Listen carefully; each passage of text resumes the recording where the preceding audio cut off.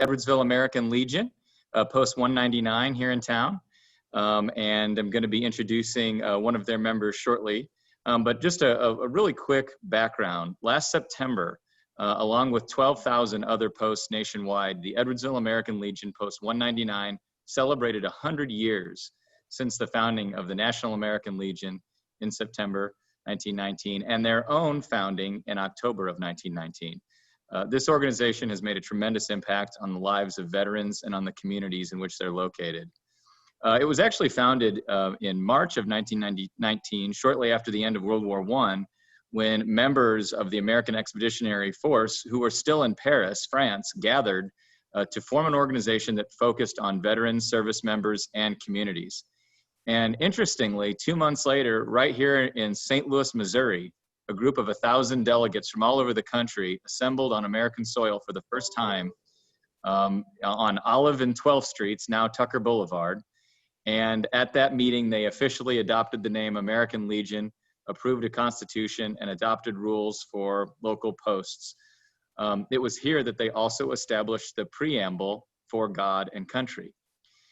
On September 16th, 1919, Congress officially issued the charter, forming a new organization of veterans eager to support one another and to continue serving their country.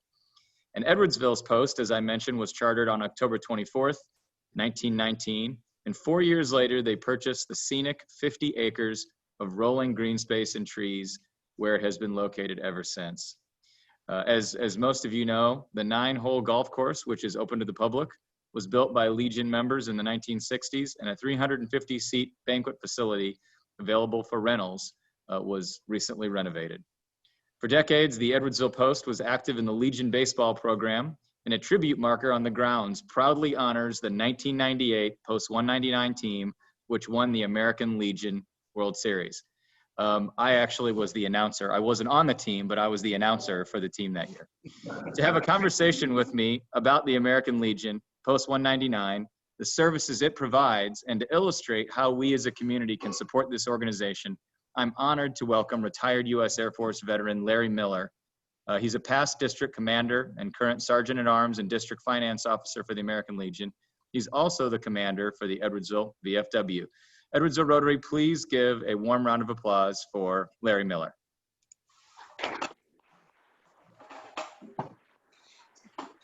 Good morning. We did a little chair shift there. I want to thank you for inviting me to speak to the Rotary on behalf of the American Legion. I think some of the community efforts that we have between the Rotary and the American Legion go hand in hand. As SJ said, I am retired from the United States Air Force, spent 22 years on active duty and traveled all around the world and had a tour of duty in Vietnam.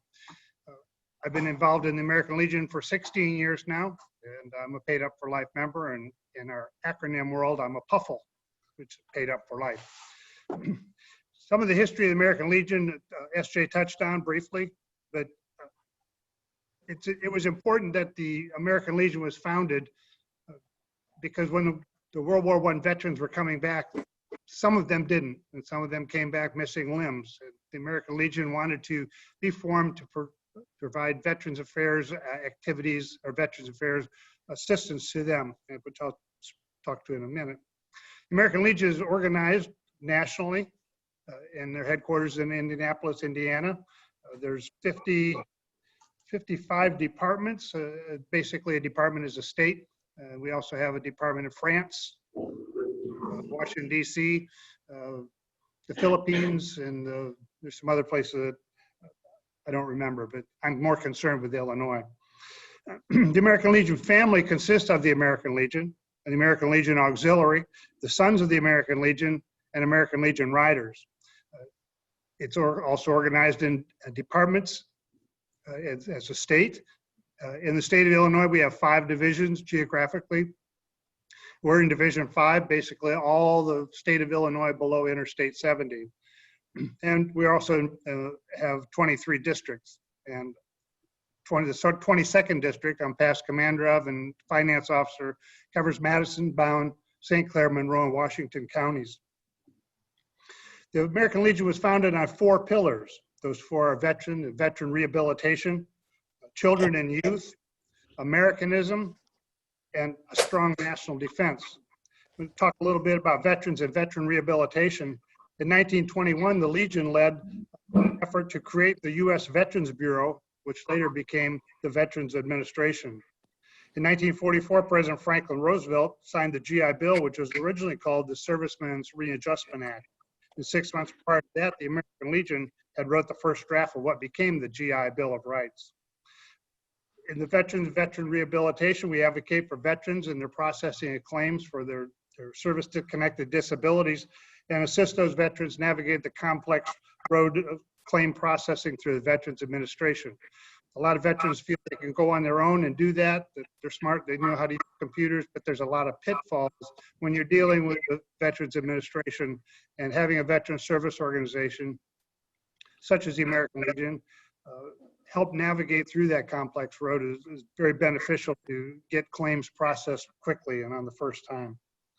In veterans and veterans rehabilitation, the American Legion on a national scale has Operation Comfort Warrior. That consists of is when a soldier, Marine, or sailor, or someone is wounded in combat, they don't stop and collect his belongings when they're moving him out. If they're going to medevac him, they medevac him on a helicopter, taken to a big hospital, and then they're brought back to the United States. All they have is the clothes on their back and or the hospital gowns they might be issued. Through Operation Comfort Warrior, it's 100% donations go to help the veterans by going out to places like Walmart and purchasing things for those veterans, backpacks, audio players, clothes, hoodies, sweatpants, just things that make the veteran a little more comfortable. Around the country, different posts, and for a while here at 199, we offered things like socks and blankets for the veterans. When they get medevaced on a military aircraft, they're given a blanket. But when that airplane lands, that blanket belongs to the airplane, so they're taken away from them. So what the program we had was we would give them blankets so that they could keep it through the rest of their stay and have some semblance of comfort. And also socks were something that were very important for our wounded veterans. We also have around Christmas time a program in Illinois, and other states have copied it. We call it Gifts to the Yanks Who Gave. What we do is through contributions, purchase sweatshirts and blankets and different things to comfort our veterans who are either in nursing homes or even homebound veterans. Around Christmas time, the auxiliary will wrap them up, we'll take them out and deliver them. Of course, this year, things are going to be a little different with the COVID. We understand that clothing items are going to have to be unpackaged, laundered, and then repackaged before they're given to the veterans. So at this point, we're really not sure of how the program will work. But sometimes when we've gone to veterans homes for different things, they proudly wear their sweatshirts and things that have the Gifts to the Yanks logo on them. And again, that's all a donation program, and 100% of donations go to the Gifts to the Yanks program. One of our other pillars is strong national defense. If you study history, you know that through the years, we've not been ready for war. We definitely weren't ready for World War I. I think maybe in World War II, we were ramping up with it with some of our Lend-Lease programs, but we really weren't ready. So the American Legion advocates for strong national defense. And to do that, we offer ROTC and junior ROTC awards. Cadets are awarded for their military excellence in their program, and also the scholarships. One of our bigger programs, and sometimes gets intermingled with two of our pillars, the first one being children and youth, and the other Americanism.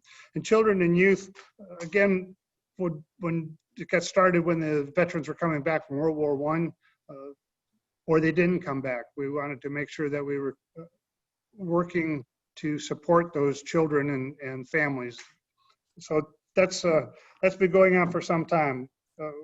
We do things like Special Olympics when they have the statewide Special Olympics.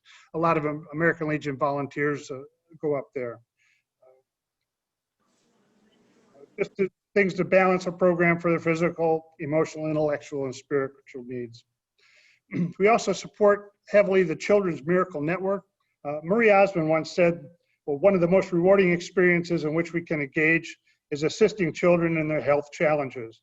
Because of injury or illness, these hospitalized children are in the toughest battles of their lives. Marie Osmond, you may remember from the the Donnie and Marie show. She was a co-founder of the Children's Miracle Network. Our Sons of the American Legion Riders really support that program with a lot of donations. Every year before the national convention, when we have a national convention, we had to skip ours this year, a group of American Legion riders will begin at the home state of our national commander and ride across the United States collecting donations for Children Welfare Network until they arrive at the site of the national convention. Typically, $1 million is raised on that ride for donations to Children's Miracle Network. We have a variety of scholarships that could be offered for students of veterans, and in a lot of cases, the member has to be, or the person has to be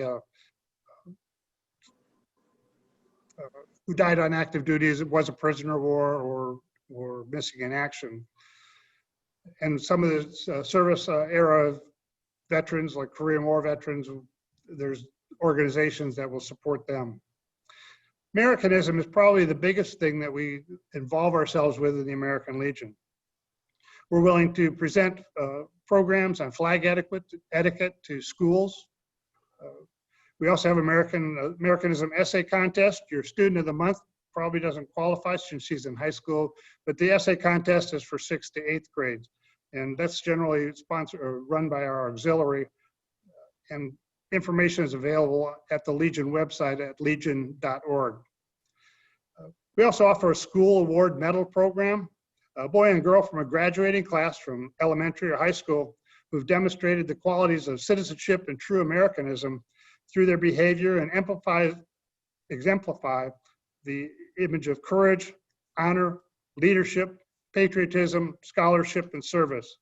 We make these awards to 7 local high schools to graduates: Edwardsville High School, Metro East Lutheran High School.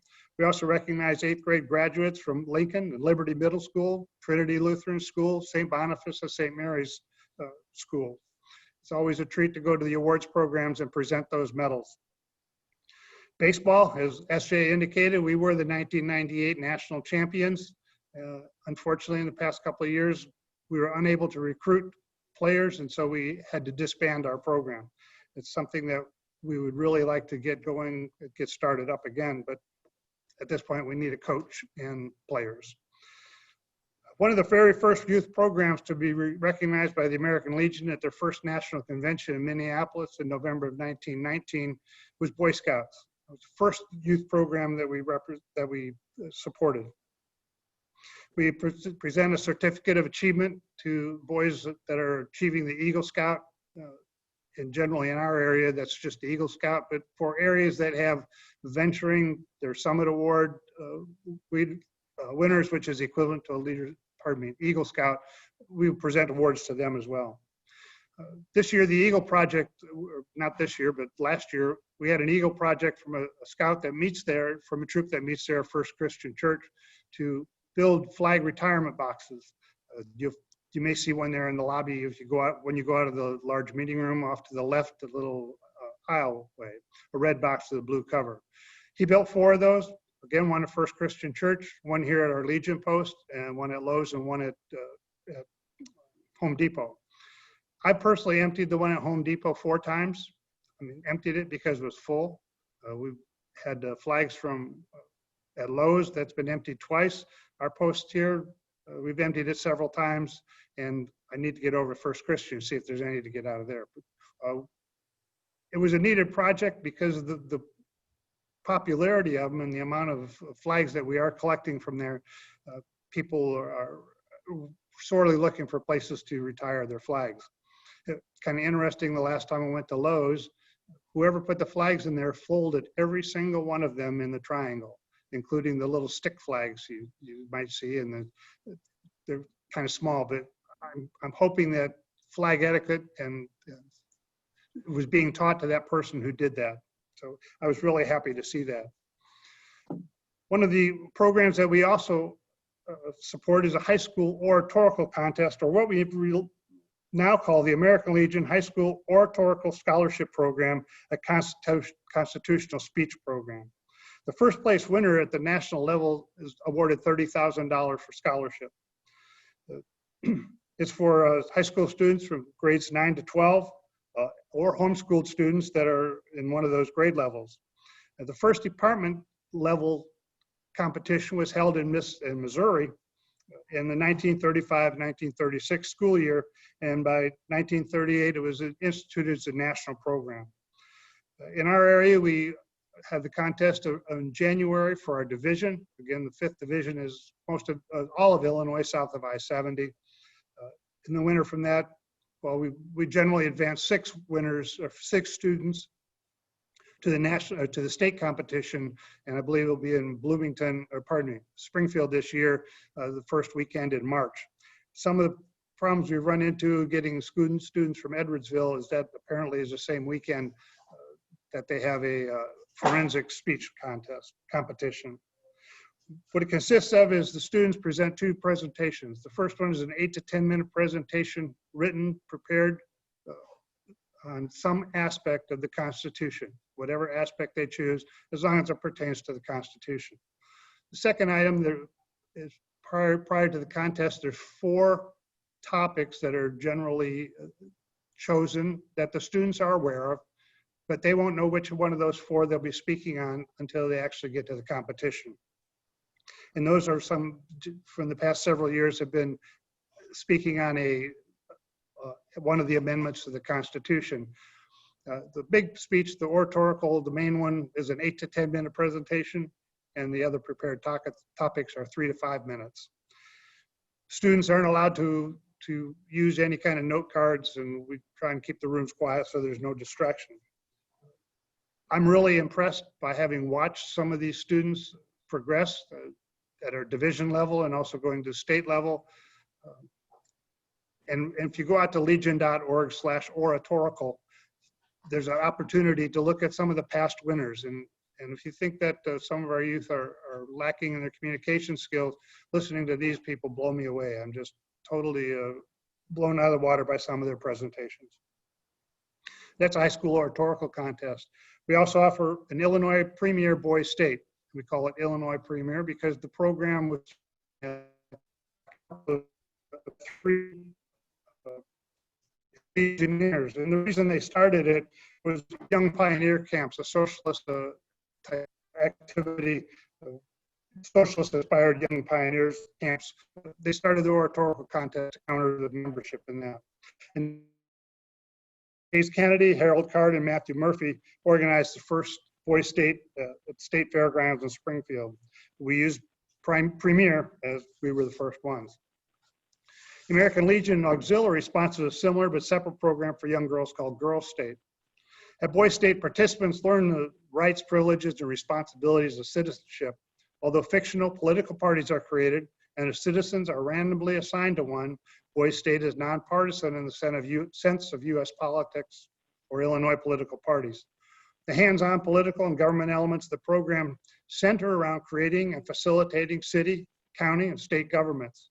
Boys State activities include various levels of legislative sessions, political party caucuses, 4 different election cycles, general assemblies, band concerts, law enforcement presentations, recreational programs, and a lot more. Typically, they're visited by the governor of the state or some other elected official. We talk about band. We had one boy that went from our post one year, and we talked about band. If the students or band members, they could take their instrument with them and be part of the band. And he said, "I play the cello. Can I take that?" And I said, "Sure." And pictures of the Boys State session, you could see him on the stage with his cello playing along with the band.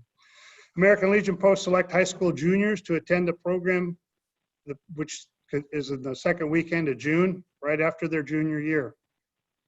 In most cases, individual expenses are paid by a sponsoring Legion post. However, in the past, local businesses or other community-based organizations have sponsored youth. In 2017, the Rotary sponsored one of our youth. Parents and grandparents are also able to sponsor youth. The Boys State, Girls State programs that currently exist in every state in the nation. They're separate in their content and method of procedure, but each adheres to the same basic concept of teaching government from the city to the state level. 2 participants from each state program are selected to go on and participate as senators in the Boys Nation and Girls Nation in Washington, D.C. For those who are attending, the Samsung Award is available to them. It's Samsung, a worldwide leader in electronics, endowed a children's scholarship fund of $5 million to be administered by the American Legion. It was meant to show appreciation for the U.S. veterans who came to Korea's aid during its struggle against communist forces. There's 10 national scholars who receive $10,000 each, may be used for undergraduate studies. The award is presented to a high school junior who attends a current session of either Boys State or Girls State program, and are a legal, direct descendant or legal adopted child of a wartime U.S. military veteran. Boys State this year will be We are running out of time. Larry. running out of time. The Boys State will be June 12th to 18th. So, and we'd be interested in sponsoring youth. We've already had 2 come forward and say they would like to go. Can I ask one quick question, Mark? Sure. Larry, speak to, I mean, this post is open to the public, right? So there's a lounge here, there's a golf course here, there's a really nice rental facility. How can people come up and enjoy everything that the Legion has to offer? Well, first of all, if you know where we're at, come up anytime and participate in the lounge activities. We have bingo on Monday nights typically. We have it on hiatus right now because of the COVID-19 and the amount of people we can have inside our meeting room. Just come up and support us. Come play golf. I think we have reasonable rates on golf. We right now, if you wish to get a annual membership, is $500. That will February to a different fee. But that money that we collect through those scholarships helps pay our bills in February when times are lean and we don't have many people coming out here. So, Thank you very much. you're welcome.